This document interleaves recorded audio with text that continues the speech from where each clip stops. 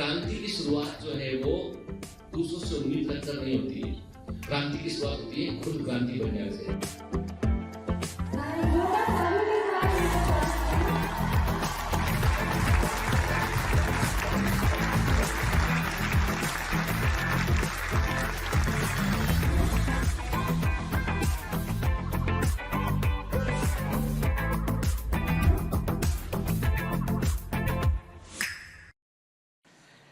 Hello commanders, welcome to Biomentors classes online. I am doctor Jitendra Singh. तो चलिए बेटा, genetics में थोड़ा और आगे बढ़ते हैं हम। तो लेक्चर नंबर 5 में अभी हम कवर करेंगे कि मेंडलियन प्रिंसिपल्स क्या थे, लॉ ऑफ डोमिनेंस क्या था, लॉ ऑफ सेग्रीगेशन क्या था, लॉ ऑफ इंडिपेंडेंट असॉर्टमेंट क्या था, क्या इसकी यूटिलिटी है, क्या इसके एक्सेप्शंस हैं, ठीक है ना। तो मतलब इस लेक्चर में हम मेंडलिज्म को पुराने जो अब तक हमने मोनोहाइब्रिड क्रॉस में देखा, डायहाइब्रिड क्रॉस में देखा, हमने मोनोहाइब्रिड टेस्ट क्रॉस देखा, हमने डायहाइब्रिड टेस्ट क्रॉस देखा, हमने रेसिप्रोकल क्रॉस को देखा, हमने वो सारा कॉन्सेप्ट अब यहां पर हम लागू करेंगे, अप्लाई करेंगे हम, और देखेंगे कि मेंडल के जो कार्य हैं उनको हम जब नियमों में कन्वर्ट करते हैं तो लॉ ऑफ डोमिनेंस क्या कहता है, लॉ ऑफ सेग्रीगेशन जिसको हम law of splitting of hybrid भी कहते हैं, law of purity of gametes भी कहते हैं, वो क्या कहता है, लॉ ऑफ इंडिपेंडेंट असॉर्टमेंट क्या होता है। तो चलिए लेक्चर में हम जो है, अब आज का जो लेक्चर है बड़े इंपॉर्टेंट इंफॉर्मेशन को बेटा ये कवर करेगा और इससे ही हम जेनेटिक्स के कई सारे क्वेश्चंस को हम सॉल्व कर पाएंगे। तो लेक्चर को ध्यान से सुनिएगा, अटेंटिव रहिएगा। तो चलिए लेक्चर शुरू करते हैं। Hello commandos, welcome to Biomentors classes online. I am doctor Jitendra Singh. तो बेटा हम पढ़ रहे थे principles of inheritance and variation genetics, और पिछली क्लासेस में हमने क्या कवर किया, हमने देखा कि जेनेटिक्स की टर्मिनोलॉजी क्या होती है, होमोजाइगस क्या होता है, हेटेरोजाइगस क्या होता है, डोमिनेंट क्या होता है, रेसिसिव क्या होता है, बैक क्रॉस क्या होता है, टेस्ट क्रॉस क्या होता है, मोनोहाइब्रिड क्रॉस क्या होता है, रेसिप्रोकल क्रॉस क्या होता है। एक एक टर्मिनोलॉजी को हमने अच्छे से समझा, ठीक है। हमने देखा कि एलील क्या होते हैं, क्लियर, ठीक है। फिर हमने क्या किया, हमने मोनोहाइब्रिड क्रॉस को देखा। हमने मोनोहाइब्रिड क्रॉस में हमने देखा कि मोनोहाइब्रिड क्रॉस के आधार पे हमने कुछ कंक्लूजन निकाले थे। फिर हमने डायहाइब्रिड क्रॉस को देखा, और डायहाइब्रिड क्रॉस में हमने देखा कि एक्चुअली में मोनोहाइब्रिड क्रॉस का ही वो मल्टीप्लीकेशन था, यानी दो मोनोहाइब्रिड क्रॉस को आपस में मल्टीप्लाई कर दो, डायहाइब्रिड क्रॉस आ गया। याद है ना, पिछली क्लास में हमने कर देखा था, ठीक है। डायहाइब्रिड क्रॉस से भी हमने कुछ कंक्लूजन्स ड्रॉ किए थे। तो चलिए थोड़ा सा हम आगे बढ़ते हैं इसमें। तो मैंने जैसे पहले भी आपसे कहा था कि याद रखिएगा बेटा कि genetics is like a story, के तो इस पूरी कहानी को जो है बड़े ध्यान के साथ सुनेंगे हम इसको के। एक ये समझ लीजिए आपकी this is a very fantastic story कि कैसे हमारे जीन्स काम करते हैं। देखो हमने बायोमोलिक्यूल्स पढ़ा, हमने देखा कि सेल के अंदर क्या क्या मॉलिक्यूल होते हैं, हमने जो है मॉलिक्यूलर बेसिस ऑफ इनहेरिटेंस पढ़ा, हमने देखा कि डीएनए अपने आप को एक्सप्रेस कैसे करता है। लेकिन ये जो जीन या डीएनए है एक पीढ़ी से अगली पीढ़ी में कैसे जाते हैं और किस प्रकार अपने आप को एक्सप्रेस करते हैं, वो सब कुछ हम देख रहे हैं जेनेटिक्स के अंदर, ठीक है।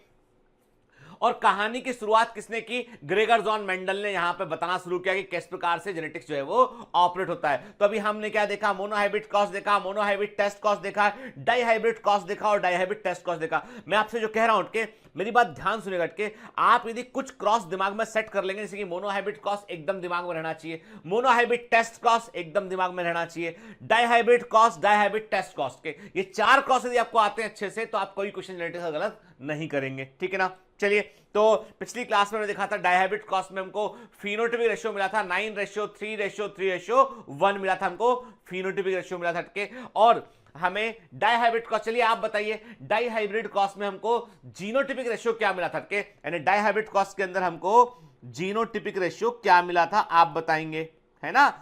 कठिन क्वेश्चन आपके लिए, सरल रेशियो मेरे लिए, के तो मैंने कहा कि जो डायहाइब्रिड क्रॉस में फिनोटाइपिक रेशियो था वो 9:3:3:1 था, के तो आपको बताना है कि डायहाइब्रिड क्रॉस में जीनोटाइपिक रेशियो हमको क्या मिलता है, ठीक है ना। चलिए आज हम कुछ फंडामेंटल चीजों पर बात करेंगे। आज हम बात करेंगे मेंडल्स लॉज ऑफ इनहेरिटेंस पे, मेंडल के वंशागति के नियमों पर हम बात करेंगे, ठीक है। तो देखो बेटा, मैंने आपसे साफ साफ कहा था पहले कि मेंडल ने जो मोनोहाइब्रिड क्रॉस बतलाया, मेंडल ने जो मोनोहाइब्रिड क्रॉस के बारे में बतलाया, उससे हमने कंक्लूजन निकाला और हमको दो नियम मिले थे। याद है आपको, मैंने कहा था आपको दो नियम मिले थे। पहला नियम था लॉ ऑफ डोमिनेंस और दूसरा था लॉ ऑफ सेग्रीगेशन, क्लियर, ठीक है। तो देखिए, based on his observations on monohybrid crosses, के मोनोहाइब्रिड क्रॉस पर अपने प्रेक्षणों के अनुसार Mendel propose two general rules to consolidate his understanding of inheritance in monohybrid crosses के। मेरी बात ध्यान से हटके, कुल जो जेनेटिक्स में या इनहेरिटेंस के जो कुछ लॉज ऑफ इनहेरिटेंस है या अनुवांशिकी के जो नियम है, कुल 3 होते हैं। के 2 नियम ऐसे हैं जो मोनोहाइब्रिड क्रॉस के आधार पर है और एक डाइहाइब्रिड क्रॉस के आधार पर। याद रखिएगा, लॉ ऑफ इंडिपेंडेंट असॉर्टमेंट को, स्वतंत्र अपवहन के नियम को आप मोनोहाइब्रिड क्रॉस में नहीं देख पाएंगे। अरे नियम क्या बोलता है? नियम कहता है कि एक लक्षण की वंशागति यानी एक पेयर ऑफ कैरेक्टर, एक जोड़ी लक्षण की वंशागति दूसरी जोड़ी लक्षण की वंशागति पर डिपेंडेंट नहीं है। के यही तो लॉ ऑफ इंडिपेंडेंट असॉर्टमेंट था, है ना बेटा? के तो उसके लिए जब आप 2 मतलब कम से कम 2 पेयर तो चाहिए उसको स्टडी करने के लिए, तो इसका मतलब मोनोहाइब्रिड क्रॉस में आप उसको स्टडी नहीं कर पाएंगे।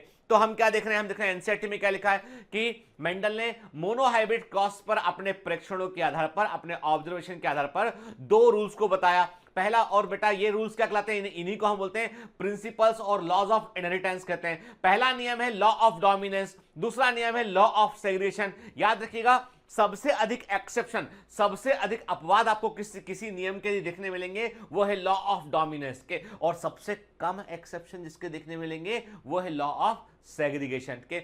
Law of segregation minimum exception, law of dominance maximum जो है हमको एक्सेप्शन देखने मिलेंगे यहाँ पे। ठीक है, क्लियर?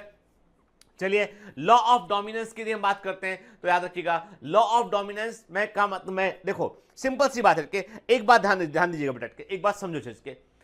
मेंडल ने जब अपने प्रयोग किए तो मेंडल के समय जीन्स के बारे में कोई जानकारी नहीं थी। मेंडल के समय में जीन्स के बारे में देयर इज नो नॉलेज। के मेंडल के समय में डीएनए के बारे में भी पर्याप्त जानकारी नहीं थी, क्या काम का होता है ये सब कुछ पता नहीं था। क्योंकि याद करो कि 1928 में फ्रेडरिक ग्रिफिथ ने बैक्टीरियल ट्रांसफॉर्मेशन एक्सपेरिमेंट किया। 1944 में एवरी मैककॉर्टी ने जो है बताया कि ट्रांसफॉर्मिंग प्रिंसिपल इज डीएनए। 1952 में हर्शी और चेज ने बताया कि डीएनए जेनेटिक मटेरियल है। याद है? 1952। और रीडिस्कवरी ऑफ मेंडल कब की बात है? 1900 की बात है। मेंडल ने अपने एक्सपेरिमेंट कब किए थे? उन्होंने अपने एक्सपेरिमेंट जो है वो जो है 1856 से लेकर 1863 तक किए उन्होंने के, और 1866 में उन्होंने अपने रिजल्ट्स को दिया उन्होंने के। इसका मतलब यह हुआ कि मेंडल के समय तक जीन के बारे में कोई जानकारी नहीं थी के। तो मेंडल बोलते थे कि एक जब प्रजनन होता है, जब रिप्रोडक्शन होता है, तो पेरेंट अपनी प्रोजनी को, पालक अपनी संतानों को, अपनी ऑफस्प्रिंग को कुछ फैक्टर प्रोवाइड करते हैं। क्या प्रोवाइड करते हैं? फैक्टर के। तो मेंडल ने फैक्टर वर्ड का यूज किया। एक्चुअली में आपको थोड़ा सा बताता हूं मैं डिटेल में बात। एक्चुअली में मेंडल ने जिस वर्ड का यूज किया वो वर्ड था एलिमेंटे। मेंडल ने एक्चुअली में एलिमेंटे वर्ड का यूज किया। और इस एलिमेंट, चूंकि मेंडल कहां के थे? मेंडल ऑस्ट्रिया के थे, ठीक है ना? यानी मेंडल कहां थे? वो ऑस्ट्रिया में रहा करते थे, वो वहां के चर्च में पादरी थे। तो मेंडल ने वहां पर एलिमेंटे वर्ड यूज किया। जब कार्ल कोरेंस ने इस वर्ड को पढ़ा तो उन्होंने इस वर्ड को ट्रांसलेट किया फैक्टर के रूप में। क्या? तो एक्चुअली में जो टर्म फैक्टर है वो कार्ल कोरेंस ने जो है वो एलिमेंटे के लिए यूज किया। तो हम क्या बोलते हैं? मतलब ये है कि हम इसको, अब चूंकि कार्ल कोरेंस ने ही मेंडल के कार्यों की पुनर्खोज की, शेरमार्क, कार्ल कोरेंस और ह्यूगो डिविज ने मेंडल के कार्यों की पुनर्खोज की, ठीक है, रीडिस्कवरी ऑफ मेंडलिज्म किया। तो इन्होंने जो भी मेंडल का लिटरेचर था उसको पढ़कर उन्होंने समझकर उसको एक्सप्लेन किया। तो जो कार्ल कोरेंस ने फैक्टर कहा, जो मेंडल के कार्ल कोरेंस के अनुसार जो मेंडल के फैक्टर थे ना, वो आज के जीन हटके, यानी आज जिनको हम जीन कहते हैं ना, वो एक्चुअली में मेंडल के फैक्टर थे वोट के। याद रखिएगा, जैसे हमें मालूम है कि जीन हमारे बॉडी में, जीन जोड़े में होते हैं। हमारे शरीर में जीन्स जो है, सेल्स के अंदर जो न्यूक्लियस है उनमें जीन्स जोड़े में होते हैं, और जोड़े का एक जीन मां से आता है, एक पिता से आता है। क्लियर? ठीक है। तो मेंडल के फैक्टर भी जो है वो जोड़े में होते हैं। ठीक है। Characters are controlled by discrete units called factors के, क्योंकि देखो ऐसा क्यों लिखा बेटा? क्योंकि मेंडल के समय तक जीन के बारे में कोई जानकारी नहीं थी। ठीक है। तो ऐसा कहा, माना हमने कि जो लक्षण होते हैं वो कुछ फैक्टर या कारक यूनिट के द्वारा कैरी किए जाते हैं, और ये यूनिट जोड़े में होती है के। In a dissimilar pair of factor one member of a pair dominate the other के। अब क्या बताया उन्होंने? कहा जब हम कंट्रास्टिंग कैरेक्टर वाले प्लांट को क्रॉस करते हैं, जब हम दो अपोजिट कंट्रास्टिंग कैरेक्टर वाले प्लांट को क्रॉस करते हैं, तो जो संतान बनेगी उसमें जो फैक्टर हैं वो असमान तरह के होंगे।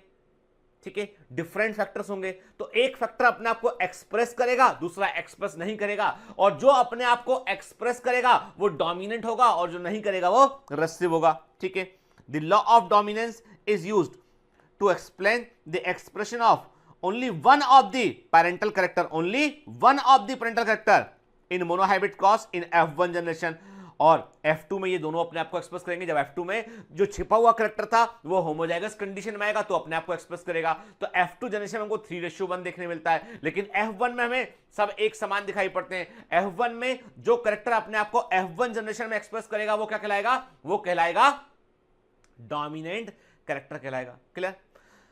अब मैंने आपको जो एनसीईआरटी में लिखा है इसको मैंने बड़े सरल शब्दों में आपको ऑलरेडी बतलाया हुआ है। अभी मैं एनसीईआरटी की लैंग्वेज पढ़कर आपको इसलिए दिखा रहा हूं ताकि एग्जाम में जब लैंग्वेज ये आएगा ना तो आप कंफ्यूज ना कर जाएं आप। ठीक है, क्लियर?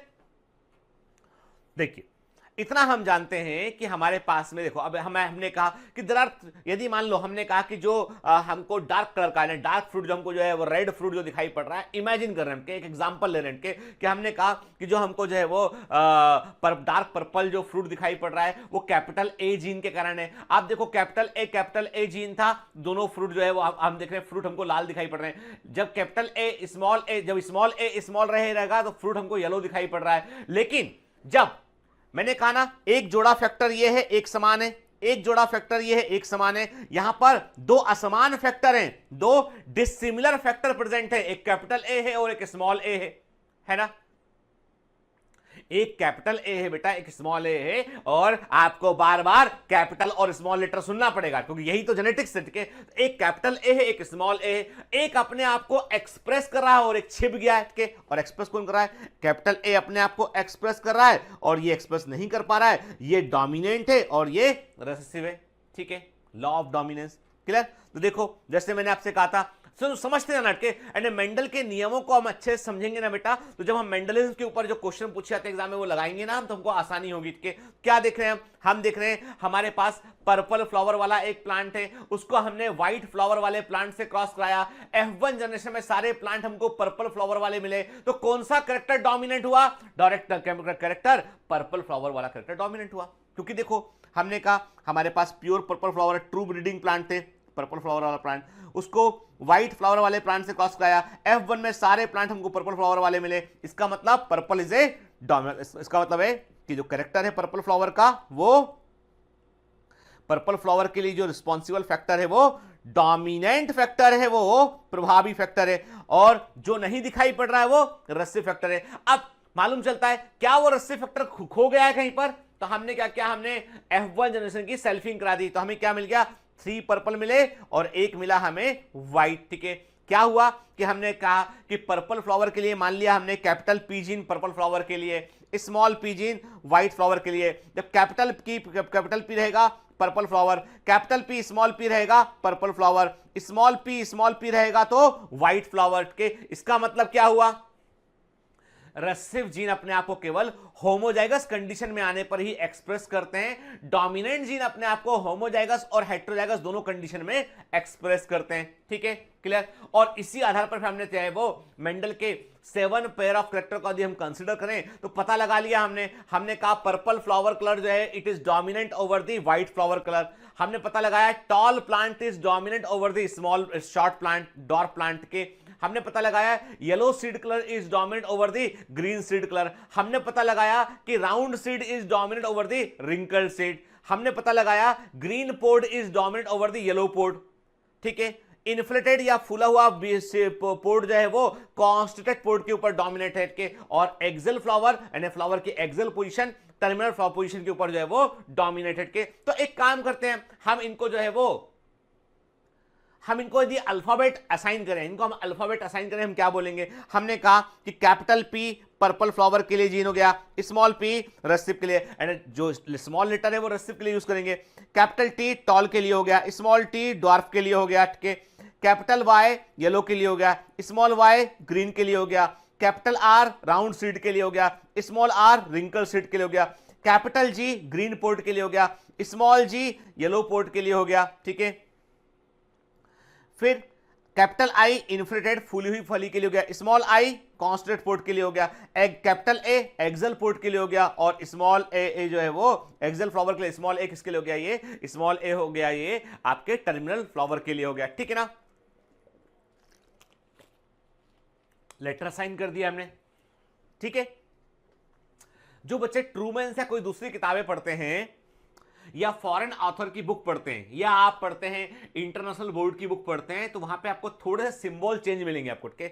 एनसीईआरटी में लिखती है कि सिंबल चेंज हो सकते हैं, तो लेकिन कोर कॉन्सेप्ट वही रहेगा के, क्योंकि जो हम लोग जो मेडिकल में हम लोग जब हायर जेनेटिक्स पढ़ते हैं ना, तो वहां हम देखते हैं कि the symbols are decided by the recessive gene के, यानी जो हायर जेनेटिक्स जो उच्च जेनेटिक्स है वहां पर सिंबल्स को डिसाइड करते हैं हम स्मॉल लेटर्स के। जैसे ड्वार्फ है तो small D is the dwarf के, तो कैपिटल डी हो गया टॉल।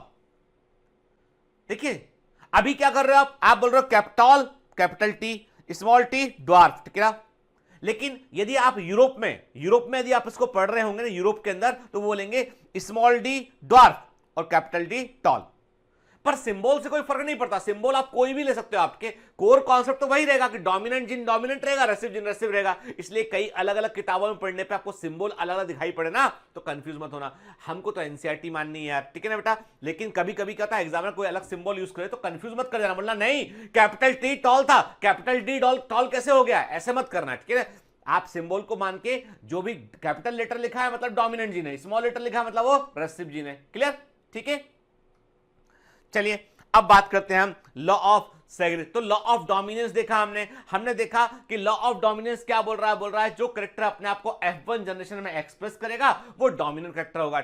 अब क्या जो करेक्टर अपने आप को F1 जनरेशन में एक्सप्रेस कर रहा है, तो हमने क्या देखा था, दो कॉन्ट्रास्टिंग करेक्टर लिए थे हमने। प्योर ब्रीडिंग प्लांट को लिया, क्रॉस करा दिया, F1 जनरेशन में हमको केवल एक तरह का प्लांट देखने मिला, तो दूसरा प्लांट जो देखने नहीं मिला कहां खो गया, वो कहां चला गया, वो एक्चुअली में वो डोमिनेंट जीन के प्रभाव में छिप गया। लेकिन जब आपने सेल्फिंग कराया उसका, तो अगली पीढ़ी में जैसे ही रेसेसिव जीन जो है वो होमोजाइगस पोजीशन में आया, उसने अपने आप को एक्सप्रेस कर दिया। इसका मतलब यह है कि एक हाइब्रिड, एक F1 जनरेशन का प्लांट जिसके पास में एक कॉम्बिनेशन ऑफ फैक्टर प्रेजेंट था, जिसके पास में एक डोमिनेंट एक रेसेसिव जीन प्रेजेंट था, जब वो गैमेट को बना रहा है तो दोनों जीन को अलग अलग कर रहा है वो, तब तो देखने मिला हमें ड्वार्फ प्लांट, तब तो हमको ड्वार्फ प्लांट देखने मिला टॉल सेट के, क्योंकि F1 टॉल जो है वो कैपिटल टी स्मॉल टी था। सेल्फिंग कराया तो हमको एक कैपिटल टी मिलेगा, दो कैपिटल टी स्मॉल टी मिलेगा और एक स्मॉल टी मिलेगा ना बेटा के। तो इसका मतलब ये हुआ कि जो F1 का प्लांट है जब वो गैमेट को बनाता है तो वो अपने कैरेक्टर्स को सेग्रीगेट करता है। कैपिटल टी अलग गैमेट में चला गया, स्मॉल टी अलग गैमेट में चला गया, इसे बोला हमने लॉ ऑफ सेग्रीगेशन बोला हमने। इसका मतलब यह है कि एक जीव जो होता है, एक ऑर्गेनिज्म जो होता है, वो हाइब्रिड हो सकता है। Capital T small T, capital Y small Y, capital R small R, एक जीव हाइब्रिड हो सकता है, पर गैमीट हाइब्रिड नहीं हो सकते हैं। गैमीट में एक जोड़े का केवल एक जीन होता है, गैमीट में एक जोड़े का केवल एक जीन होता है, इसलिए वो हाइब्रिड नहीं हो सकता है। क्लियर। इसका मतलब इसको हम बोलते हैं लॉ ऑफ सेग्रीगेशन को हम बोलते हैं law of purity of gametes, ये भी तो बोल सकते हैं इसको हम law of purity of gametes भी बोल सकते हैं कि इसके अलावा कैपिटल टी स्मॉल टी एक हाइब्रिड था, जब गैमेट बनाया तो कैपिटल टी अलग हो गया, स्मॉल टी अलग हो गया, तो इसको क्या बोला हमने, इसको हमने एक नाम और पुकारा, हमने कहा ये है law of splitting of hybrid. ठीक है ना, ये सब हम एम्स की पॉसिबिलिटी ध्यान रखते हुए लिख रहे हैं। क्लियर। तो क्या कहा मैंने आपसे कि law of purity of gametes, law of splitting of hybrid, law of segregation एक ही चीज है। ठीक है, याद रखिएगा। दिस लॉ इज बेस्ड, अब एनसीईआरटी क्या लिखता है, this law is based on the fact that the alleles do not show any blending. देखो कितनी अच्छी बात है, ये लॉ इस बात पर आधारित है कि एलिल्स में कोई भी मिश्रण नहीं रखे, यानी एक एलिल जो होता है वो कभी मिक्स नहीं होता, वो अपना सेपरेट अस्तित्व बनाए रखता है। कैरेक्टर में भी मिक्स, यानी कैरेक्टर जो है वो मिक्स दिख सकते हैं आपको। कभी कभी क्या होता है कि दो जीन मिले, एक थर्ड टाइप का कैरेक्टर बन गया, लेकिन कभी भी एलिल जो है वो आपस में मिक्स नहीं होते। एलिल जो है अपना इंडिविजुअलिस्टिक अप्रोच बनाए रखेगा। और क्या लिखा है इसमें, allele do not show any blending, important point के, and that both characters are recovered such the F2 generation through one of these not seen in the F1 stage के जब वे लक्षण जो आपको F1 जनरेशन में नहीं दिखाई पड़ते हैं वे भी आपको F2 पीढ़ी में जो है वो दिखाई देने लगते हैं.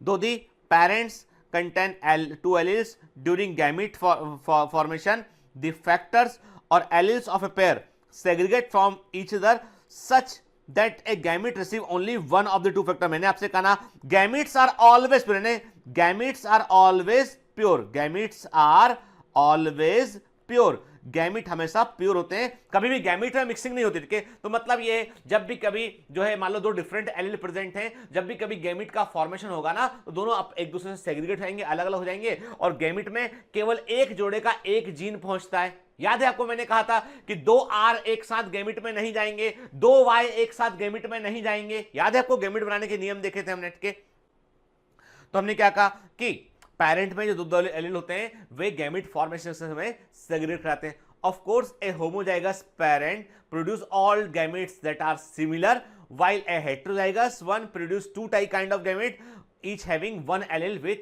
इक्वल प्रोपोर्शन के.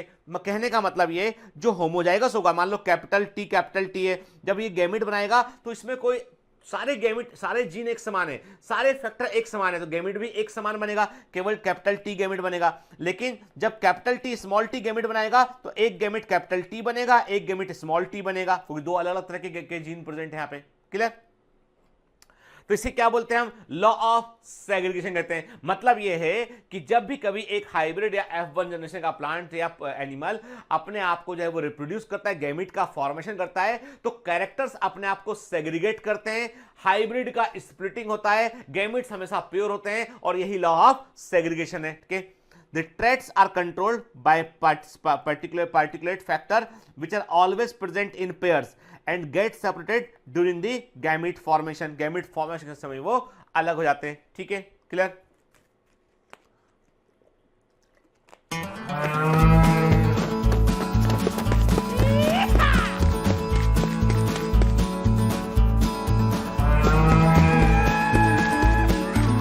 Hi, sorry to disturb you in between lecture, but it's important to inform you. You should download Biomentors app from Google Play Store. We need your support, so please take subscription to become an official commando of Biomentors. Bye bye. Continue your lecture.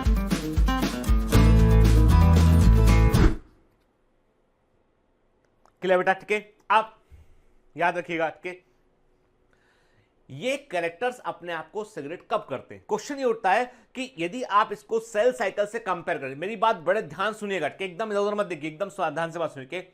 जब आप cell cycle या cell division से compare करेंगे तो आप पाएंगे कि, याद रखना, नंबर एक, जब भी आप मेंडल की बात करते हो ना तो प्लीज कंसीडर क्रॉसिंग ओवर कि ये अस्तित्व में ही नहीं है, ऐसा मान लो. ठीक है, डोंट कंसीडर लिंकेज. अब ये लिंकेज क्या होता है हम आगे बात करेंगे. आपको जब भी मेंडल के नियमों पर बात करनी है ना तो क्रॉसिंग ओवर वाली फिनोमेना को एक तरफ रख दो. आपके ना तो म्यूटेशन कंसीडर करेंगे आप, ना क्रॉसिंग ओवर कंसीडर करेंगे आपके. इसका मतलब ये है कि कैरेक्टर्स अपने आप को सेग्रीगेट कब करते हैं? जब होमोलोगस क्रोमोसोम अलग अलग होंगे. होमोलोगस क्रोमोसोम का एक क्रोमोसोम मां से आता है, एक पिता से आता है, और ये दोनों अलग अलग कब होते हैं? ये अलग अलग होते हैं एनाफेज फर्स्ट में. एनाफेज फर्स्ट में. के तो मतलब यह है यदि आपको देखना हो कि कैरेक्टर्स कब अपने आप को सेग्रीगेट करते हैं तो बेस्ट स्टेज क्या है? एनाफेज फर्स्ट के. एनाफेज फर्स्ट में होमोलोगस क्रोमोसोम अपने आप को अलग अलग करते हैं. ठीक है, वहां पर सेग्रीगेशन होता हुआ हमको दिखाई पड़ता है. क्लियर? ठीक है, तो हमने क्या कहा? हमने कहा यहां पे कि देखो बेटा ना कि जो भी पेरेंट होगा उसके गैमेट, जैसे मैंने कहा होमोजाइगस होगा तो एक तरह के गैमेट बनेंगे, हेटेरोजाइगस होगा तो दो तरह के गैमेट बनेंगे यहां पे हम. ठीक है, तो ये this shows the law of segregation के. और लॉ ऑफ सेग्रीगेशन को हम क्या बोलते हैं? Law of purity of gametes भी कहते हैं हम. प्योरिटी ऑफ गैमेट्स भी कहते हैं. Law of splitting of hybrid भी कहते हैं इसको हम. क्लियर? ठीक है, चलिए, तो ये दोनों लॉ है ना. लॉ ऑफ डोमिनेंस की बात की हमने, लॉ ऑफ सेग्रीगेशन की बात की हमने. ये दोनों के दोनों जो नियम हैं, दोनों के दोनों जो नियम हैं वो मोनोहाइब्रिड क्रॉस के आधार पर के. अब बात करते हैं हम डाइहाइब्रिड क्रॉस से मेंडल को क्या मालूम चला? मेंडल को यह मालूम चला कि भाई देखो ऐसा है, एक कैरेक्टर, यदि एक कैरेक्टर का इनहेरिटेंस हम स्टडी करते हैं ना, हमको 3:1 मिलता है. दूसरे करेक्टर का हम सेपरेटली हम इनहेरिटेंस कर देखते हैं तो वो भी हमको 3:1 मिलता है। दोनों करेक्टर को एक साथ रख के हम देखते हैं तो भी हमें 3:1 मल्टीप्लाई बाय 3:1 मिलता है और रिजल्ट क्या आता है 9:3:3:1 आता है। इसका मतलब ये कि एक कैरेक्टर का इनहेरिटेंस दूसरे कैरेक्टर के इनहेरिटेंस को अफेक्ट नहीं करता है। इसका मतलब है the inheritance of one character is independent from the inheritance of another character. Clear? ठीक है, चलो देखते हैं एनसीईआरटी क्या लिखता है इसके बारे में। In dihybrid cross the phenotypes round yellow, wrinkled yellow, round green, wrinkled green appeared in the ratio of 9:3:1. Such a ratio was observed for several pairs of characters that Mendel studied. क्या? The ratio 9:3:1 can be derived by as a combination series of 3:1, 3 yellow, 1 green. ठीक है, 3 round 1 wrinkled, मतलब दो monohybrid cross है कि इन्होंने इसको cross करा दे। देखो एक मोनोहाइब्रिड क्रॉस क्या होगा जो मैं आपको बता दूं, ये एक मोनोहाइब्रिड क्रॉस हो गया राउंड 3:1, 3 राउंड 1 रिंकल। दूसरा मोनोहाइब्रिड क्रॉस हो गया 3 येलो 1 ग्रीन, क्रॉस क्लास को 3 × 3 9 round yellow, 3 × 1 3 wrinkled yellow, 1 × 3 round green, 1 × 1 wrinkled green आ गया। देखो आप, है ना, यानी वास्तव में दो मोनोहाइब्रिड क्रॉस को आपने मल्टीप्लाई कर दिया, आपका डायहाइब्रिड क्रॉस आ गया। इसका मतलब हर एक कैरेक्टर का अपना इंडिपेंडेंट जो है वो इनहेरिटेंस होता है ना। ये कौन कह रहा है? एनसीईआरटी। जो मैंने आपको बड़ी सिंप्लीफाइड शब्दों में चीजों में पिछली क्लास में बताया था वही एनसीईआरटी में लिखा हुआ है ऐसे। ठीक है, based upon such observations on dihybrid crosses between the plants differing in 2 traits, Mendel proposed a second set of generalisation that is called the Mendel's law of independent assortment. के याद रखना, जब आप मेंडल की, मेरी बात ध्यान सुनेगा, मैं आपको जो बता रहा हूं ना ये आगे के एमसीक्यू हैं, ठीक है ना। जब हम बात करते हैं लॉ ऑफ इंडिपेंडेंट असॉर्टमेंट की बात करते हैं तो हम ये मानकर चलते हैं कि एक क्रोमोसोम पर एक कैरेक्टर है, 1 क्रोमोसोम कैरी ओनली 1 कैरेक्टर, एक क्रोमोसोम पर जो है वो एक कैरेक्टर जो है वो प्रेजेंट है, हम ऐसा मानकर चलते हैं। ठीक है ना, क्लियर? तभी तो अलग अलग जा पाएगा ना भाई कोई कैरेक्टर जो है वो किसी पर निर्भर नहीं, तभी तो सेपरेटली वो आगे इनहेरिट हो पाएगा।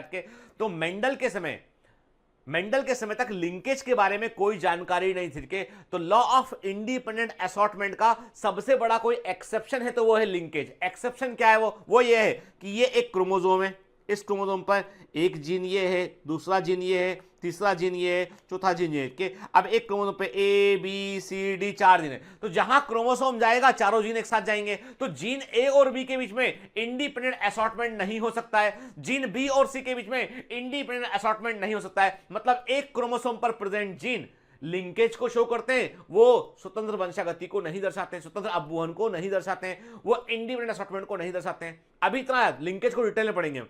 अभी इतना याद रखो कि मेंडल को लिंकेज के बारे में कोई जानकारी नहीं थी। मेंडल ने जो कैरेक्टर स्टडी किए वो अलग अलग क्रोमोसोम पर प्रेजेंट थे, इसलिए मेंडल को लिंकेज देखने नहीं मिला। क्लियर?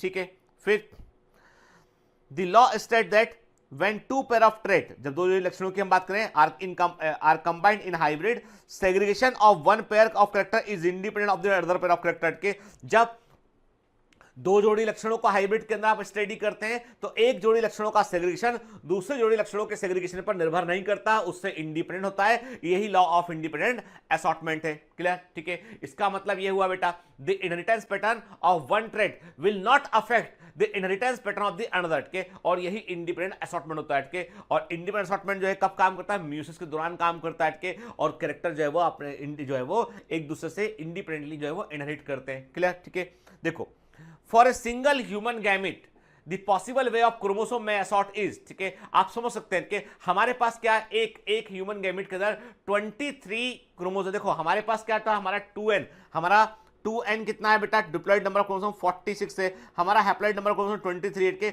अब ये 23 के कितने पॉसिबल कॉम्बिनेशन है के? तो देखो बेटा, हर एक जो क्रोमोसोम है वो दो पॉसिबिलिटी है अलग अलग होने के उसके के, तो 2 × 2⁻23 के, यानी 23 आपके पास क्रोमोसोम है। आप पॉसिबल कॉम्बिनेशन निकालेंगे ना तो कितना आएगा आप देख लीजिए इस मिनट के। आप देख रहे हैं 83,88,608 पॉसिबल कॉम्बिनेशन है हमारे, यानी हमारे 23 क्रोमोसोम जब वो सेग्रीगेट करते हैं ना तो जो है हमारा जब गैमिट बनता है, जब हमारा गैमिट बनता है ना तो उस गैमिट के अंदर जो सेग्रीगेशन के चलते गैमिट के में इंडिपेंडेंट असॉर्टमेंट के चलते या सेग्रीगेशन के चलते जो है जो गैमेट बनता है उसमें पॉसिबल कॉम्बिनेशन क्या है, मतलब ये है कि ह्यूमन गैमेट जो है वो 83 लाख से अधिक प्रकार के, 83 लाख से अधिक प्रकार के केवल ह्यूमन गैमेट्स हो सकते हैं। क्लियर? इसलिए हम सब अलग अलग दिखाई देते हैं। The Punnett square can be effectively used to understand the independent segregation of two pair of genes during meiosis and the production of egg and pollen in the F1 plant के। तो हमने ऑलरेडी पुनेट स्क्वायर बनाकर पूरे 16 खाने बनाए हुए हैं हम लोगों ने और ढूंढा हुआ उसमें हमने कि 9:3:3:1 कैसे मिलता है, ऑलरेडी कर चुके हैं हम यहाँ पे। Consider the segregation of one pair of gene capital R small R के। मैंने आपसे कहा कि एक ये पेयर है तो उसमें क्या होगा, गैमेट जब बनेगा ना, इसमें एक गैमेट बनेगा कैपिटल आर बनेगा और एक गैमेट क्या बनेगा, स्मॉल आर बनेगा। दोनों में 50% प्रोबेबिलिटी अलग अलग होने की, ठीक है ना। जब now beside each gamete having each capital R और small R and it should also have the allele capital Y small Y के। अब मान लीजिए मैंने आपसे कहा कि जो है एक प्रोजनी के एक जो है वो प्रोजनी है, उसमें हमने क्या किया, हमने कहा कि आपसे कि एक यदि हम एक इनहेरिटेंस को हम स्टडी करें उसमें हमने आपसे कहा कि कैपिटल आर स्मॉल आर जो है उसके अलग अलग होने की पॉसिबिलिटी 50-50% के, कैपिटल वाई स्मॉल वाई के अलग अलग होने की पॉसिबिलिटी 50-50% के। जब इन दोनों कॉम्बिनेशन को आप एक साथ मिलाकर देखोगे तो आप पाओगे कि जितना ये बनेगा उतना ही ये बनेगा, जितना ये बनेगा उतना ही ये बनेगा के। आप पाएंगे इसमें कि यदि इंडिपेंडेंटली हम बात करें तो जितना गैमेट जो है वो कैपिटल आर बनेगा उतना ही स्मॉल आर बनेगा, जितना कैपिटल वाई बनेगा उतना स्मॉल वाई बनेगा। कैसे मालूम चलेगा? आप बोलोगे सर हमको ये बात समझ में नहीं आ रही है। एक काम करते हैं, हम देखते हैं यहाँ पे हमारे पास क्या कैपिटल आर, हमारे पास क्या है capital R small R capital Y small Y के, ठीक है। हम क्या करते हैं, हम इसके गैमेट हम इसके जो है वो गैमेट फॉर्म करते हैं हम इससे, ठीक है ना। हम गैमेट फॉर्म करते हैं। क्या किया हमने कहा गैमेट बनाने के नियम, चलो एक बार फिर से रिकॉल करते हैं। गैमेट बनाने का नियम नंबर 1, पेरेंट के पास जितने जीन हैं गैमेट में उसके आधी संख्या में जीन होना चाहिए, नॉट 1/4, हाफ होना चाहिए। 4 जीन दिखाई पड़ रहे हैं, गैमेट में 2 जीन तो होंगे और एक जोड़े के दोनों जीन एक साथ नहीं जाते कभी भी, क्योंकि वो सेग्रीगेशन करते हैं, एक साथ नहीं जा सकते हो। क्लियर? ठीक है। अब क्या हुआ, क्या जीन बना, गैमेट क्या बना यहाँ पे, capital R capital Y, capital R small Y, ठीक है, small R capital Y, small R small Y के। अब आप गिन लो के कितने बने कैपिटल। देखो अभी देखो मेरी बात ध्यान से, आप क्या देख रहे हो, एक कैपिटल आर कैपिटल वाई बना, एक कैपिटल आर स्मॉल वाई बना, एक small Y R capital Y बना, एक स्मॉल आर स्मॉल वाई बना। आप कुल आर गिनो, आप कुछ मत देखो, आप केवल आर गिनो, कितने आर हैं capital are, 1 2 capital R, 2 capital R है, रेशियो स्मॉल आर कितने हैं, 1 2 स्मॉल आर हैं, 2 × 2 कितना हो गया ये 50% कैपिटल आर और 50% स्मॉल आर। हुआ कि नहीं हुआ? चलो वाई को देखते हैं हम यहाँ पे के कितने कैपिटल वाई है। मैंने कहा एक कैपिटल वाई ये है, एक कैपिटल वाई है के, 2 कैपिटल वाई है, स्मॉल वाई कितने, एक स्मॉल वाई ये है और एक स्मॉल वाई ये, 2 स्मॉल वाई, कितना हो गया ये 50-50% हो गया। आ रही बस में एनसीईआरटी क्या बोल रहा है, वो ये बोल रहा है आपसे कि हर एक कैरेक्टर अपना अपना इंडिपेंडेंट जा रहा है और के आप भले ही आपको 4 तरह के गैमेट दिखाई पड़ रहे हैं लेकिन हर एक सिंगल जोड़े के लिए 50% का जो है वो सेग्रीगेशन है। आ रही बात समझ के देखो ना, दो क्या बना, capital R small R capital Y small Y से 4 गैमेट बने, एक capital R capital Y, capital R small Y, small R capital Y, small R small Y. आप आर अकेला देखो, कैपिटल आर स्मॉल आर देखो आप, तो 2 कैपिटल आर है 2 स्मॉल आर है, 50-50%। केवल वाई देखो, कैपिटल वाई 2 है 50% और स्मॉल वाई 2 है 50%, है ना। क्लियर? तो इसका मतलब यह हुआ बेटा कि हर एक इंडिपेंडेंट, लेकिन अब आप जब आप चारों गैमेट को आप एक साथ, जब चारों को एक साथ देखते हो तो आप क्या बोलते हो, आप पाते हो कि आपको 4 प्रकार के गैमेट मिल रहे हैं यहाँ पे, एक कैपिटल आर कैपिटल वाई, एक कैपिटल आर स्मॉल वाई, एक स्मॉल आर कैपिटल वाई, एक स्मॉल आर स्मॉल वाई, और हर एक बराबर क्वांटिटी मिल रहा है आपको, 25% ईच मिल रहा है। यही लिखा है एनसीईआरटी में और ये हम ऑलरेडी समझ चुके थे पिछली क्लास के दौरान, ठीक है ना। Therefore 50% of small R bearing gamete है कैपिटल वाई और स्मॉल वाई के, और 50% कैपिटल आर जो है उसके पास भी कैपिटल वाई स्मॉल वाई हो सकता है के, मतलब कैपिटल आर कैपिटल वाई के साथ भी बराबर जुड़ेगा वो और स्मॉल वाई से बराबर रहेगा वो, और स्मॉल आर जो है कैपिटल वाई स्मॉल वाई दोनों के साथ में वो रह सकता है, ठीक है ना। यही तो है independent assortment. When you write down the 4 type of egg and pollen on the 2 side of the product square, आप आसानी से निकाल सकते हो कि 16 से ऑफस्प्रिंग बनेंगी। उनमें आपको क्या रेशियो मिलेगा? आपको उनमें रेशियो मिलेगा आपको, चलो हमने कहा था, याद है आपको, capital R capital R capital Y capital Y capital R capital R capital Y small Y capital R small Y के capital R small R capital Y capital R small R capital Y small Y, ठीक है ना? Capital R small Y के small R capital Y small R capital why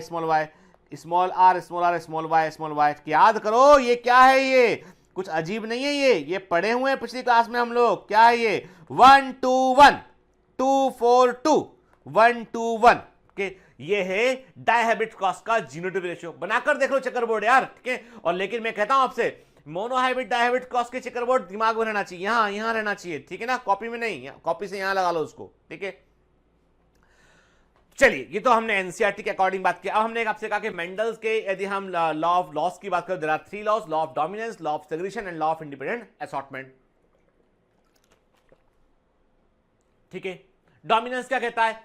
when two pure lines with contrasting character are crossed, only one dominant form of character appears in their offspring, the other form remain unexpressed in one generation। और इसके सबसे अधिक exception हमको देखने मिलते हैं। Law of segregation क्या कहता है आपसे? 2 allele for each trait separate during gamete formation, हर एक कैरेक्टर के दोनों एलिल जो है गैमीट बनते समय अलग अलग होते हैं और रैंडमली वो यूनाइट करते हैं फर्टिलाइजेशन के दौरान, ठीक है? लॉ ऑफ सेग्रीगेशन है। फिर लॉ ऑफ इंडिपेंडेंट असॉर्टमेंट की बात करते हैं, जब गैमीट फॉर्मेशन होता है बेटा, तो कोई भी एलिल का जोड़ा जो है वो दूसरे किसी एलिल के जोड़े से इंडिपेंडेंट स्वतंत्र रूप से जो है वो वंशागति को शो करता है, ठीक है ना? अब इंटरेस्टिंग बात है, यहां पे एक नई चीज यहां पे सामने आई है। हाइब्रिड विगर और हेट्रोसिस क्या होता है? वेरी वेरी आईएमपी, ठीक है?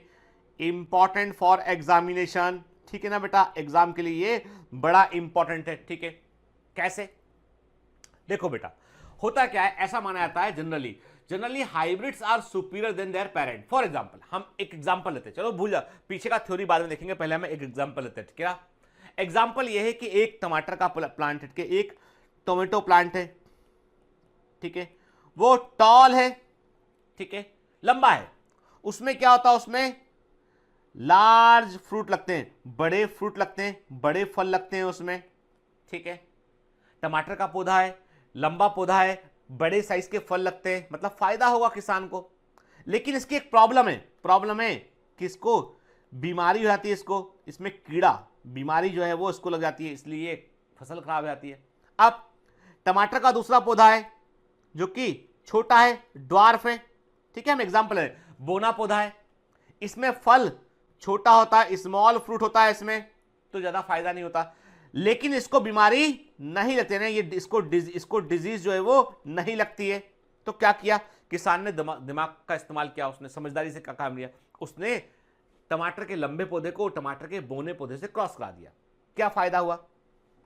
अब देखो, जब क्रॉस कराते ना आप, तो गैमीट के पास तो कई सारे जीन होते हैं, गैमीट कोई एक जीन लेके नहीं आता, वो कॉम्बिनेशन ऑफ जीन लेके आता है, ओके? तो जब टमाटर को आपने इन दोनों पौधों को क्रॉस कराया, तो जो अगला पीढ़ी में जो प्लांट मिला, वो प्लांट टॉल था, बड़े फल थे उसके पास में, लार्ज फ्रूट थे उसके पास में, और इसमें बीमारी के लिए, डिजीज के लिए उसमें प्रतिरोधक क्षमता थी, रेजिस्टेंस था उसके पास।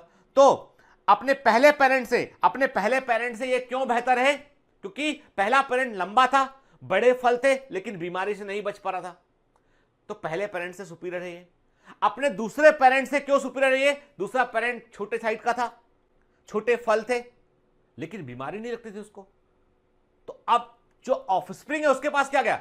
लंबा है, बड़े फल है, बीमारी भी नहीं लगती है, तो अपने दोनों पेरेंट से सुपीरियर हुआ कि नहीं हुआ। तो इसलिए कई बार आप देख पाएंगे कि हाइब्रिडाइजेशन करने पर आपको जो हाइब्रिड मिलेगा वो अपने पेरेंट से बेहतर मिलेगा, कि इसको बोलते हैं हम हाइब्रिड विगर कहते हैं, हेट्रोसिस कहते हैं, और हिंदी में वर्ड यूज करते हैं हम संकर ओज, ठीक है ना? एनसीईआरटी मत पलटो, नहीं मिलेगा उसमें, ठीक है? एनसीईआरटी में नहीं मिलेगा, पर एग्जाम में आता है, ठीक है ना? इसे हम संकर ओज या हेट्रोसिस या हाइब्रिड विगर कहते हैं, और टर्म हाइब्रिड विगर को शल ने दिया था। इसका मतलब होता है the superiority of hybrid over either parent in one or more trait is called the hybrid vigour or heterosis. क्या यानी जब कभी भी पालकों की तुलना में ऑफस्प्रिंग या हाइब्रिड में किसी एक लक्षण के लिए या कई लक्षणों के लिए सुपीरियरिटी होती है, बेहतर लक्षण दिखाता है, वो उसे हम हाइब्रिड विगर कहते हैं। लेकिन हाइब्रिड को यदि आपने लगातार इनब्रीडिंग कराओगे, आप हाइब्रिड को इनब्रीडिंग कराओगे तो इनब्रीडिंग डिप्रेशन होगा। ये वैसी वाली बात है, F1 प्लांट में कैपिटल टी स्मॉल टी था, है ना, जब आपने उसकी सेल्फिंग कराया तो आपको स्मॉल टी मिला या नहीं मिला? मिला आपको के। मतलब जो हाइब्रिड होता है ना, वो जब गैमिट को बनाता है, जब वो सेक्सुअल रिप्रोडक्शन करते समय गैमिट को बनाता है ना, तो उसके कैरेक्टर सेग्रीगेट कर जाते हैं के। और लॉ ऑफ सेग्रीगेशन जो होता है ना, जब कैरेक्टर सेग्रीगेट करते हैं वो हाइब्रिड को तोड़ता है। इसलिए हम लॉ ऑफ सेग्रीगेशन को law of splitting of hybrid कह रहे थे। इसका मतलब ये हुआ, यदि आपने एक बार कोई अच्छा हाइब्रिड तैयार कर लिया ना, तो उस हाइब्रिड का वेजिटेटिव प्रोपेगेशन कीजिए, वर्धी प्रजनन कीजिए उसका, ताकि कैरेक्टर सेग्रीगेट ना हो। एसेक्सुअल रिप्रोडक्शन करने पर, वेजिटेटिव प्रोपेगेशन करने पर कैरेक्टर सेग्रीगेट नहीं होते, लेकिन सेक्सुअल रिप्रोडक्शन करोगे, गैमिट बनाओगे तो कैरेक्टर सेग्रीगेट होंगे और हाइब्रिड डिस्ट्रॉय हो जाएगा। ठीक है, इस चीज को हम बोलते हैं इनब्रीडिंग डिप्रेशन कहते हैं। तो hybrid vigour loss by inbreeding, इसे इनब्रीडिंग डिप्रेशन कहते हैं। इसे बनाए रखने का बेहतर तरीका होता है वेजिटेटिव प्रोपेगेशन। ठीक है, अब मेंडल का जो कुछ भी हमने मेंडल के बारे में पढ़ा है ना, उसके ऊपर हमने कुछ फॉर्मूले तैयार कर लिए हमने के, मेंडलियन एनालिसिस को हमने मैथ्स के रूप में शो किया। हमने यहाँ पे हमने क्या कहा कि कितने प्रकार के गैमेट बनते हैं, उसका फॉर्मूला है 2 to the power n। n का मतलब है नंबर ऑफ हेटेरोजाइगस पोजीशन। ठीक है ना, यदि मैंने आपसे पूछा, चलो एक क्वेश्चन देता हूं, capital A small B capital C, कितने प्रकार के गैमेट बनेंगे? आपने यदि 8 बोला ना तो मारूंगा, पिटाई लगाऊंगा। ठीक है, देखो बेटा, ये होमोजाइगस पोजीशन, ये होमोजाइगस पोजीशन, और ये है हेटेरोजाइगस पोजीशन। एक heterozygous position 2 to the power n में वैल्यू 1 रखा। दो तरह के गैमेट बनेंगे, एक गैमेट बनेगा capital A small B capital C, दूसरा बनेगा capital A small B small C बनेगा। तीसरी कोई पॉसिबिलिटी नहीं, आप देख लो करके भले से। ठीक है ना। तो नंबर ऑफ अब मैंने पूछा आपसे, capital A capital B capital C, कितने प्रकार के गैमेट बनेंगे? आपने कहा 3 हेटेरोजाइगस पोजीशन है, 2 to the power n में आपने 3 रखा, 2 into 2 8 प्रकार के गैमेट यहां पर बनेंगे। क्लियर? ठीक है, फिर possible different genotype of progeny, कितने तरह का जीनोटाइप बनेगा? देखो, मोनोहाइब्रिड क्रॉस में क्या होता है, 1:2:1 मिलता है, 3 तरह का जीनोटाइप मिलता है। डाइहाइब्रिड में क्या होता है आपको, 1:1, 2:4, 1:1। तो यहां पर जो n है, n का मतलब है कौन सा क्रॉस कर रहे हो। मोनोहाइब्रिड क्रॉस 1 वैल्यू आएगा, डाइहाइब्रिड क्रॉस 2 वैल्यू आएगा, ट्राइहाइब्रिड क्रॉस 3 वैल्यू आएगा यहाँ पे। तो number of genotype, different genotype of progeny 3 to the power n। ठीक है, तो मोनोहाइब्रिड के लिए 3 तरह के जीनोटाइप मिलते हैं, डाइहाइब्रिड में 9 तरह के जीनोटाइप मिलते हैं। एग्जाम में पूछा गया है। Frequency of the least common genotype के सबसे कम दिखने वाले जीनोटाइप की फ्रीक्वेंसी क्या होती है? तो उसका फॉर्मूला है 1/4 n के। n का मतलब टाइप ऑफ क्रॉस के। मोनोहाइब्रिड क्रॉस में आप देखोगे सबसे कम क्या मिलता है, मोनोहाइब्रिड क्रॉस में सबसे कम मिलता है कैपिटल टी 1 मिलता है, कैपिटल टी स्मॉल टी 1 मिलता है, कैपिटल टी स्मॉल टी 1 और मिलता है, स्मॉल टी मतलब ये कि 1 मिलता है, कैपिटल टी 1 मिलता है, स्मॉल टी ये मिलते हैं, 2 मिलते हैं। ठीक है, तो यदि मान लो हमको पता लगाना है कि ये तो इसमें से रेयर क्या होगा, कैपिटल टी कम है और स्मॉल टी कम है। तो हमने क्या बोला कि 1/4 कैपिटल टी 1/2 कैपिटल टी और 1/4 स्मॉल टी मिला। ठीक है, यदि आप डायहाइब्रिड क्रॉस की बात करोगे तो मैं आपसे बोलता हूं, बताओ ये कितना मिला, स्मॉल आर स्मॉल वाई। आप बोलोगे सर ये पूरे चेकरबोर्ड में हमको 1 मिला था, हमको ये 1। ठीक है, 1/16 16 थे चेकरबोर्ड, डायहाइब्रिड क्रॉस में 16 थे ना, 16 प्रोजेनी थी, तो 1/4 होल स्क्वायर 2 कर दीजिए तो कितना आ गया, 1/16 आ गया। ठीक है, clear. Possible different phenotype of the progeny, तो फिनोटाइप का के लिए भी फॉर्मूला वही है कि हमको क्या मिला था, मोनोहाइब्रिड क्रॉस में 3:1 मिला था, 2 तरह के फिनोटाइप मिले थे हमें। डायहाइब्रिड में हमको 4 तरह के फिनोटाइप मिले, 9 3 3 1 मिले, 4 तरह के फिनोटाइप मिले हमें के। तो यहाँ पे n का मतलब भी टाइप ऑफ क्रॉस के। Possible different genotype of progeny, मैंने आपसे कहा कितने तरह के जीनोटाइप मिलेंगे, again 3 to the power n। ठीक है, 3 तरह के जीनोटाइप मोनोहाइब्रिड क्रॉस में, 9 तरह के जीनोटाइप मिले हमें कहां पे, डायहाइब्रिड क्रॉस में। ठीक है, यदि आपको फिनोटाइपिक रेशियो निकालना हो, अगेन 3:1 पावर n, ठीक है। तो 3:1 मैंने आपसे कहा ना कि हर एक क्रॉस जो है वो मोनोहाइब्रिड क्रॉस का ही मल्टीपल है ना। यूनिट रेशियो 1:2:1 पावर n, ठीक है ना। टोटल प्रोजनी कितनी मिलेंगी, तो मोनोहाइब्रिड क्रॉस में 4 थी, डाइहाइब्रिड में 16 थी, ठीक है। तो 4⁴n कर दिया हमने, n मतलब टाइप ऑफ क्रॉस, ठीक है। तो जो मेंडल का जो मेंडेलियन एनालिसिस था उसको हमने मैथ्स में जब रिप्रेजेंट करेंगे ना तो ये इक्वेशन दिमाग में रखेंगे हम, ठीक है ना। क्लियर, याद रखिएगा। कार्ल ल्यूटर जर्मनी के वैज्ञानिक थे, इन्होंने टोबैको प्लांट पर हाइब्रिडाइजेशन एक्सपेरिमेंट किए और इनको रिजल्ट नहीं मिल पाया, ठीक है। नाइट एंड गॉस ने जो है गार्डन बी पर हाइब्रिडाइजेशन एक्सपेरिमेंट किए थे, लेकिन एक बार में इन्होंने कई सारे कैरेक्टर कंसीडर किए, इसलिए इनको रिजल्ट नहीं मिल पाया, ठीक है। मेंडल ने जो अब इंटरेस्टिंग बात यह कि कहानी जहां मेंडल के बारे में मैंने आपको बताया था ना कि मेंडल के साथ क्या घटा, मैंने आपसे कहा था कि मेंडल की रिसर्च के बारे में डार्विन की बात की थी हमने, और मैंने आपको एक मूवी देखने को कहा था बायोमेंटर्स ऑनलाइन फिल्म्स पर, द प्रीस्ट के, वो मूवी देखने को मैंने आपसे कहा था कि वो मेंडल के काम को हम पहचान नहीं पाए उस समय वैज्ञानिक के। अब हुआ क्या था कि कोशिश, दिमाग में कई बार क्वेश्चन आता है, क्या मेंडल ने जो कुछ खोजा, मेंडल ने कोशिश नहीं की। एक्चुअली क्या हुआ कि जब तमाम दुनिया चार्ल्स डार्विन को की किताब ओरिजिन ऑफ स्पीसीज को लेकर झगड़ा कर रहे थे, तमाम लोग के कि आदमी का पूर्वज बंदर है या नहीं है, तमाम बहस चल रही थी, ठीक है। उस दौरान मेंडल ने अपनी रिसर्च को भेजा, अधिकांश वैज्ञानिकों ने पढ़ने से मना कर दिया। मेंडल ने उसमें कई सारे रेशियो मैथ्स का भी इस्तेमाल किया, तो बायोलॉजिस्ट को वो जमा नहीं, अपील नहीं किया, अब नहीं पढ़ा उसको, ठीक है, नहीं पढ़ा तो नहीं पढ़ा। लेकिन एक बॉटनिस्ट थे उस समय के, नोगेली बॉटनिस्ट थे, नोगेलिट के। अब ये उस समय के बड़े प्रख्यात बॉटनिस्ट थे, इनके पास मेंडल की चिट्ठी आती है। ये डार्विन के विवाद में नहीं पड़े, इन्होंने मेंडल की चिट्ठी को पढ़ा और इन्हें लगा कि बंदे ने कुछ अच्छा काम किया है। इन्होंने मेंडल को जवाब लिखा, मेंडल को केवल एक आदमी का रिस्पॉन्स मिला, नोगेली का जवाब लिखा जवाब में, प्रिय मेंडल मैं तुमको कुछ बीज भेज रहा हूं, सीड भेज रहा हूं। मैं चाहता हूं जो प्रयोग तुमने पाइसम सटाइवम पर किया है, गार्डन पी पर किया है, उसी प्रयोग को तुम इस पर दोहराओ और ये परिणाम मिलते हैं तो मुझे सूचित करना। अब वो सीड जो भेजे उन्होंने, वो सीड थे हायरार्कियम प्लांट के, ठीक है। और इस प्लांट में सारे कैरेक्टर जो थे वो मिक्स था कि blending, this plant is a very good example of blending inheritance के, इसमें कई सारे कैरेक्टर जो होते हैं वो मिक्स टाइप के होते हैं। मेंडल बड़े खुश कि नोगेली की चिट्ठी आ गई, आज मैं ऊपर आसमान नीचे, बहुत खुश मेंडल। लेकिन जब उन्होंने इस प्लांट सीड को उगाया जमीन पर, क्रॉस देखा, 3:1 फेल हो गया, 9:3:1 फेल हो गया। ऐसे ऐसे रेशो मिल रहे थे कि मेंडल ने कहा कि भैया ये प्लांट तो कुछ भी रेशो नहीं, तो मेंडल को लगा यार मेरी खोज जो है वो कुछ अच्छी नहीं थी के, तो मेंडल ने फिर वो अपना काम जैसा था वो बंद करके सोचना छोड़ दिया उसके बारे में, क्योंकि नोगेली का जवाब आया था। नोगेली ने कहा कर दिखाओ तो हम मान ले बात को, नहीं कर पाए।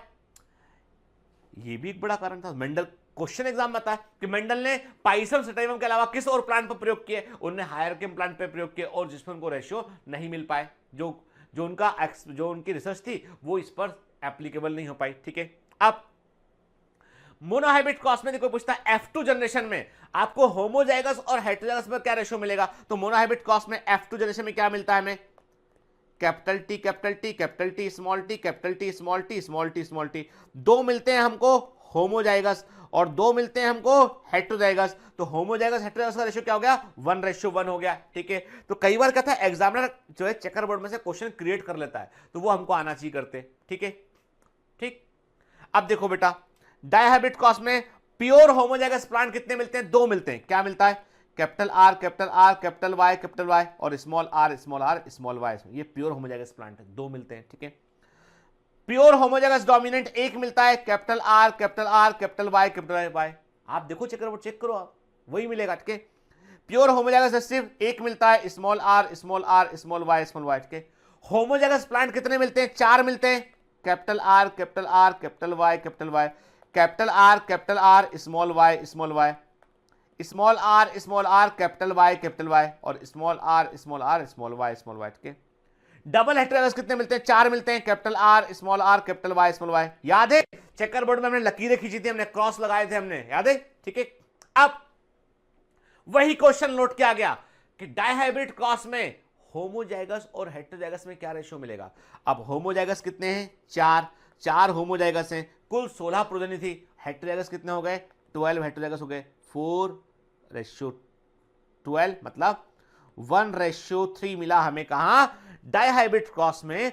होमोजाइगस और हेटेरोजाइगस में क्या अनुपात देखने मिलेगा आपको, तो वो मिलेगा आपको 4:12 मतलब 1:3 आपको देखने मिलेगा। बात समझ में आ रही है कि मैं क्या पूछ रहा हूं? मैं ये पूछ रहा हूं कि कितने प्लांट डायहाइब्रिड क्रॉस में F2 जनरेशन में कितने प्लांट होमोजाइगस थे और कितने हेटेरोजाइगस थे। तो 4 होमोजाइगस थे, रेस्ट ऑफ दी हेटेरोजाइगस थे। ठीक है, ट्राइहाइब्रिड क्रॉस रेशियो की बात करते हैं। कुछ मत करो आप, 3:1 3:1 3:1 monohybrid cross monohybrid cross monohybrid cross के तीनों मिलाकर ट्राइहाइब्रिड क्रॉस हो गया। निकालो 3 × 3 × 3 27, 3 × 1 9। ठीक है, क्लियर है ना, ऐसी वन। ठीक, तो आप यदि इसको 3 × 1 × 1 मैंने आपसे कहा कि जो 3 × 1 × 3 तो मैंने कहा 9 आया के, तो कुल मिलाकर आप सॉल्व करोगे तो आपको मालूम चलेगा कि रेशियो आएगा 27:9:9:3:3:3:1 के। ये आएगा आपको ट्राइहाइब्रिड क्रॉस में फिनोटाइपिक रेशियो आएगा आपको। ठीक है ना। Mendel use term element for factor और gene, term factor use by Correns, Mendel's factor are today's gene. ठीक है, याद रखिएगा चेकर बोर्ड मेथड को बताने वाले साइंटिस्ट कौन थे, आरसी पुनेट थे।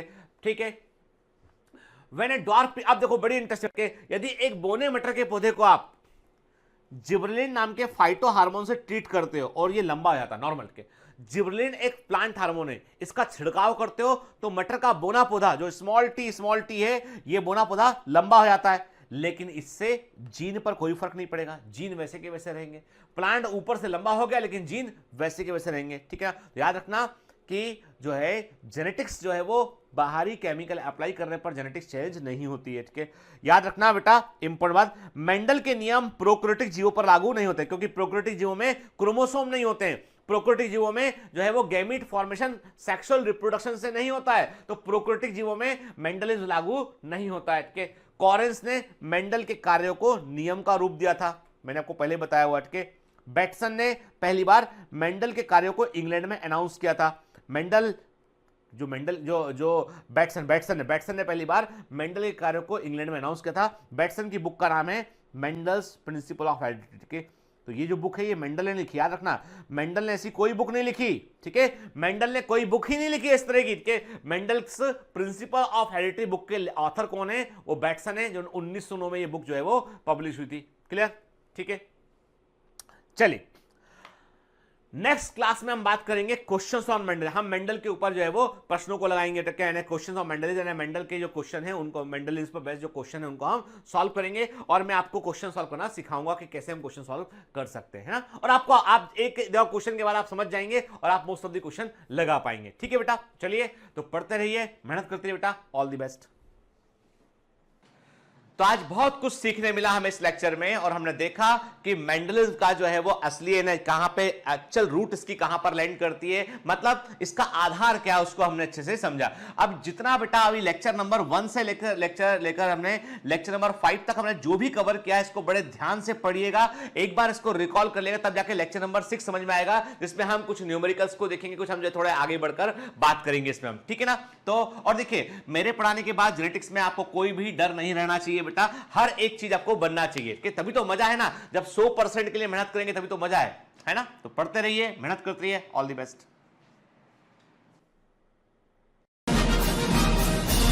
Hi. To become an official commando of Biomentors, join us at www.biomentors.online. Here you can solve daily practice papers, an online test. You can download performance enhancement sheets. You can track your progress. You can interact with other fellow commandos. Join us and prepare yourself. It's a commando training for your success. Download Biomentors online app from Google Play Store.